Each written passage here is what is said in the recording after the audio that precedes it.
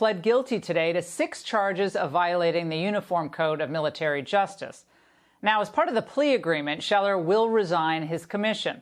He'll also receive a punitive letter of reprimand, and he faces a maximum punishment of forfeiting 2/3 of his pay for 12 months. It's a lot of money for him. Now, what's important here is that Scheller is taking full responsibility for his actions. He pled guilty.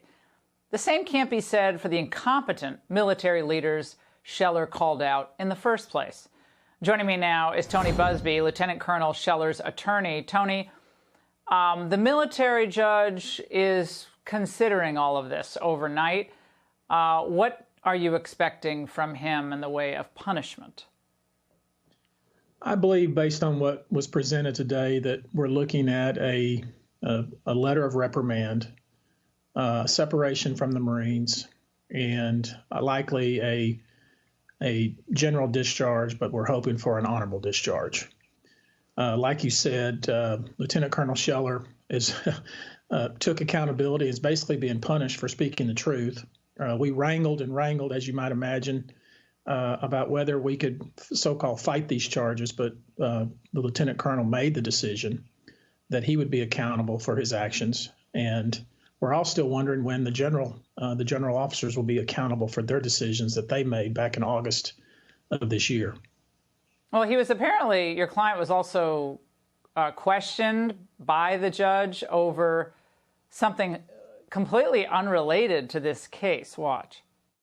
The judge has asked Lieutenant Colonel Scheller about a number of statements that he's made in the past that may have been, in several cases, praising or at least complimentary to the protesters on January 6th at the Capitol. Now, Colonel Scheller said that these things were taken out of context, that these were offhand conversations.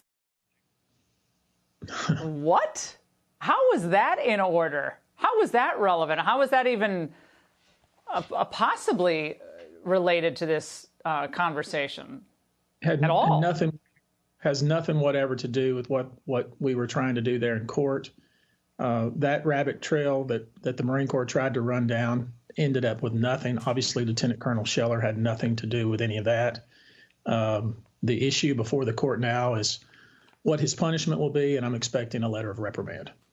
Other news today, Tony, is that the military is going to continue with its, quote, extreme vetting of all members of the armed forces, and saying that automatic alerts will flag records or activities of concern among all Defense Department personnel. Extreme vetting of our troops. I don't even know what that means. I mean, I was a captain in the Marine Corps. We do have a First Amendment. Lieutenant Colonel Scheller spoke out, and he put himself forward and was accountable for it.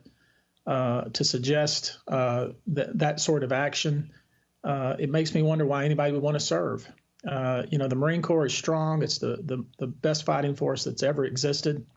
It's still strong. I think a lot of Marines who heard and saw what Lieutenant Colonel Scheller did, they agreed with him, but they also see that he's taken accountability for his actions. And I'm still, calling on the general staff to take some accountability for your actions. Here's a man that has not only lost his retirement, his command, his job, he's lost a lot more things, laying aside, a week in the brig.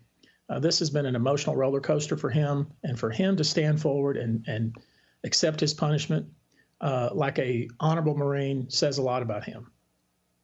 He should get an honorable discharge, 17 years in the Marine Corps, multiple tours of duty. It's ridiculous